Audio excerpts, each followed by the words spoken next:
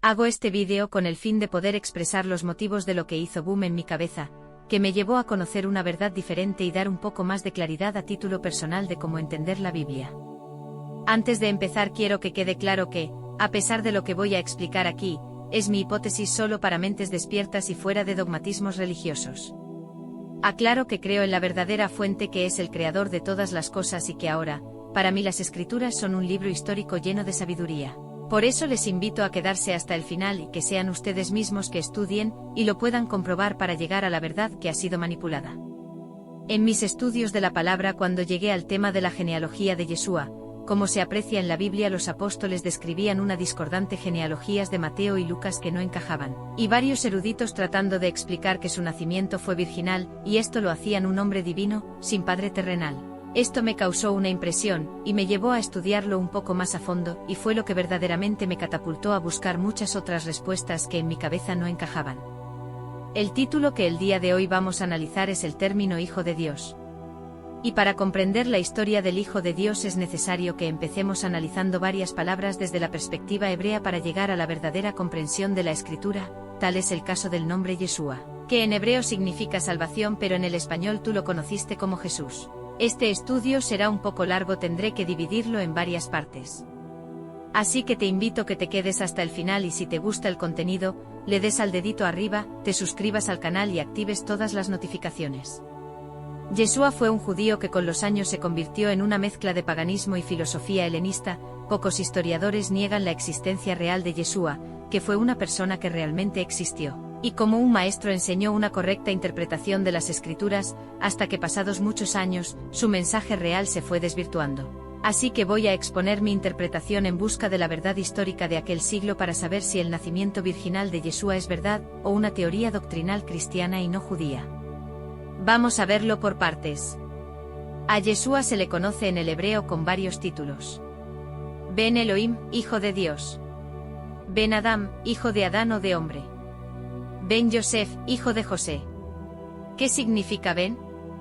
La palabra hebrea Ben se traduce en las Escrituras como hijo, pero no siempre se refiere a descendiente, sino que en algunos casos es usada para expresar el carácter o cualidad de una persona. Por ejemplo, tenemos la frase Ben Adam, hijo de Adán, o sea, ser humano. Ben Brit, hijo del pacto. Ben Mavet, hijo de la muerte. Como podemos ver en esos ejemplos con el término Ben, no solo nos referimos a hijo en la comprensión de descendencia, porque un pacto o la muerte no tienen hijos. Se trata de un hebraísmo que es una expresión peculiar del idioma hebreo que solo son comprensibles para los que hablan ese idioma y normalmente cuando se traducen a otro idioma se les puede interpretar un significado erróneo. La palabra Elohim es traducida comúnmente al español como Dios o dioses, pero en el hebreo la palabra viene a significar poder en el sentido de autoridad. Entonces, la frase Ben Elohim en nuestras Biblias occidentales aparece como Hijo de Dios. Pero tenemos dos palabras diferentes. Una es Ben y la otra Elohim, y las dos no siempre significan lo mismo dependiendo en el contexto que se apliquen. Si en hebreo no significan siempre lo mismo porque, cuando se refieren a Yeshua con estas palabras nos lo muestran como que es el único Hijo de Dios y por lo tanto un ser divino. Veamos estos ejemplos basándonos en la Biblia israelita mesiánica, para que nos quede un poco más claro lo dicho. ¿Quiénes son los Bene Elohim, o hijos de Dios, o sea autoridades poderosos? Jueces de Israel, Salmos 82, 6. Mi decreto es, ustedes son Elohim, dioses jueces, hijos del Altísimo todos ustedes. Éxodo 22, 8. Pero si el ladrón no es encontrado, entonces el depositario tiene que declarar delante de Elohim, que él mismo no fue el que tomó los bienes de la persona. En estos ejemplos son Ben Elohim o hijos de Dios, no por ser divinos, sino por la autoridad y poder que el mismo Yahvé les entregó a los jueces y reyes. ¿Por qué Yeshua es llamado Ben Elohim? Ya vimos que el término Ben es un título que habla del carácter de la persona, tal como los jueces o los reyes, ellos son autoridad. Es bajo este mismo concepto que Yeshua es llamado Ben Elohim en el contexto de autoridad. En algunos casos Ben Elohim significa simplemente justo, un tzadik. Mateo 27, 54. Cuando el oficial romano y aquellos que con él estaban vigilando a Yeshua, sintieron el terremoto, y vieron lo que estaba pasando, se pusieron atemorizados y dijeron, en verdad él era Ben Eloa. Este hombre era un romano no un hebreo, ni tampoco estaba diciendo que Yeshua era el rey de Israel, sino que era un hombre justo. Analicemos el término hijo único o unigénito de Dios bajo el contexto hebreo. Génesis 22, 2.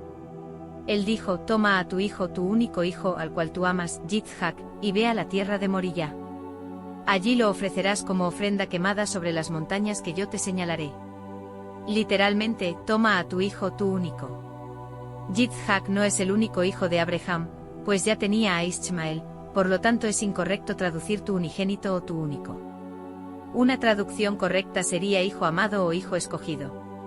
El concepto hebreo de hijo también tiene que ver con discipulado, representatividad y delegación de autoridad. Desde esta idea los discípulos son también llamados hijos a pesar de no haber sido engendrados biológicamente por su maestro. Estos hijos luego reciben la autoridad delegada para actuar como representantes de su maestro. Se trata de autoridad delegada, mas no de ser engendrados biológicamente, por lo tanto Ben Elohim no se puede traducir solo como hijo de Dios. Ben Adam, hijo de hombre. En el libro de Génesis leemos que Elohim creó al primer hombre Adán sin concepción biológica. Él de arcilla creó al primer hombre sin usar los medios de concepción natural. Una vez que él creó la semilla, a partir de ahí todos los seres humanos lo harán por medios naturales a través del sexo. Aquí tenemos a tres actores participando: el padre que inseminó, la madre que lo engendró y el creador de todas las cosas que provee el ruaj, o espíritu, que es el aliento de vida. Cuando una persona muere, lo que el padre y la madre aportaron vuelve al polvo de la tierra de donde fue tomado. Sin embargo, lo que la fuente divina aportó, que es el espíritu, vuelve al padre que lo dio y estará preservado en el lugar designado por la sabiduría divina. Por eso todos los seres humanos, independientemente de nuestras creencias, judías, cristianas o hebreas, somos llamados hijos de Adán, del primer hombre. Lo mismo decía Yeshua, que era un judío con autoridad, poder, y él mismo en diferentes episodios nos repetía una y otra vez que él es hijo de hombre, Ben Adam.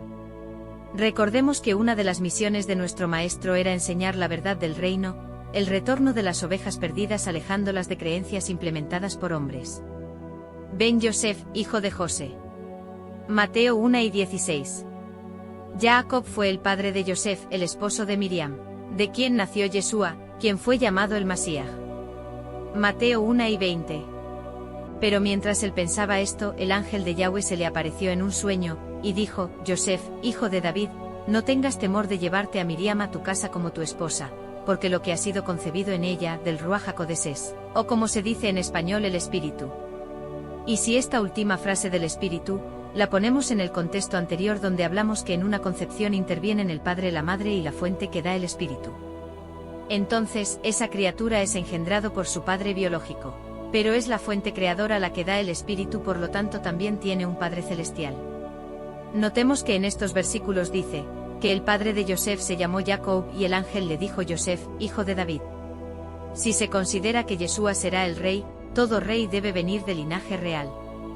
Como la misma palabra así lo explica, una rama de David, un tronco del linaje de David según la carne, de la cerá de David, es decir, un descendiente directo de David. La palabra hebrea cera y la griega esperma, que se han traducido como descendencia, simiente o semilla. Jeremías 33, 17. Porque esto es lo que Yahweh dice: nunca será cortado de David un hombre para ocupar el trono de la casa de Israel. Veamos lo que se menciona en Mateo 1, 1. He acortado parte de este versículo porque lo que quiero es mostrar la idea principal. Esta es la genealogía de Yeshua HaMashiach, hijo de David, hijo de Abraham. Yisai, David fue el padre de Shlomo, Shlomo fue el padre de Rehabeam, Matán, Jacob, Yosef, el esposo de Miriam, de quien nació Yeshua, quien fue llamado el Masías.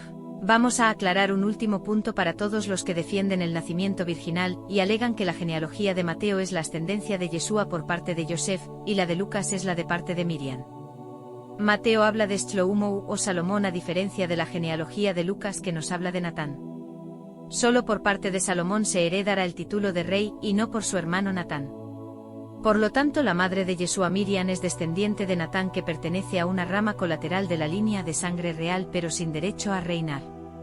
Según la misma Biblia en Jeremías, la genealogía de una persona y la calidad de miembro de una tribu, así como las dignidades y empleos hereditarios de cualquier tipo, se transmiten exclusivamente por parte del padre biológico. La halajá, la interpretación práctica de la ley judía por parte de la ortodoxia, hace que la calidad de israelita se compruebe matrilinealmente, o sea que es la madre quien da la tribu. La sucesión jerárquica en el caso de títulos o cualquier cargo hereditario. Esto proviene del padre al hijo por línea genética, solo en algunas ocasiones varía por circunstancias especiales tales como la muerte de un rey que no dejó hijos, o la intervención de un gobernante extranjero o un hermano del rey, son los que podían reinar en ocasiones especiales. Los hijos adoptivos no pueden heredar dignidades de sus padres. Por ejemplo, que un israelita es adoptado por un cohen o sacerdote, este hijo no obtiene la dignidad de cohen. Dado que el Mesías sería el rey, un hijo adoptivo de Yosef no podría reivindicar tal título, porque es Yosef el descendiente de David.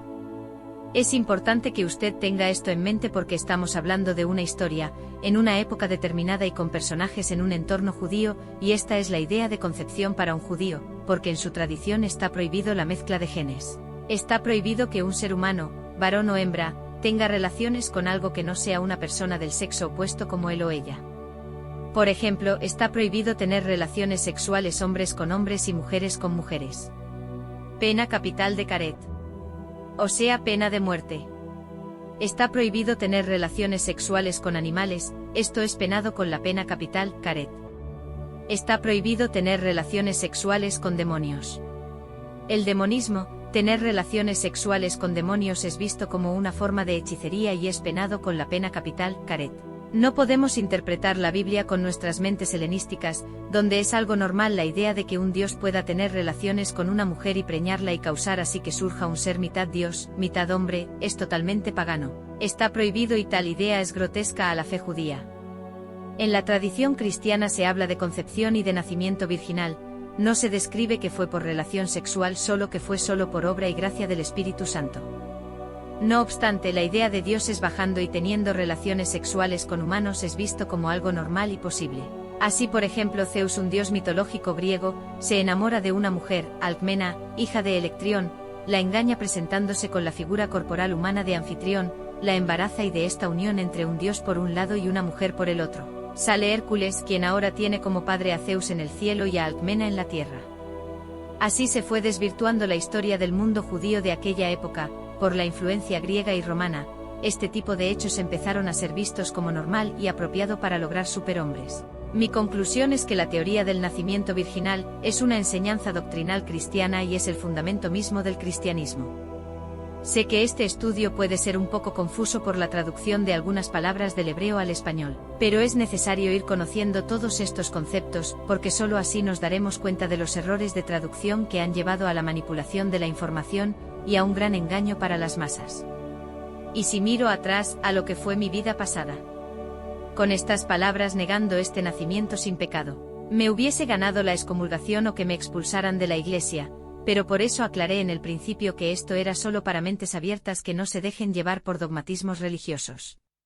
Es aquí donde hay otra gran duda y estén muy atentos con esto porque lo debemos tener en cuenta para futuros estudios. Si Yeshua, por ser llamado Hijo de Dios, se le considera un ser divino, ¿por qué él le decía a sus discípulos en Juan 2 y 12?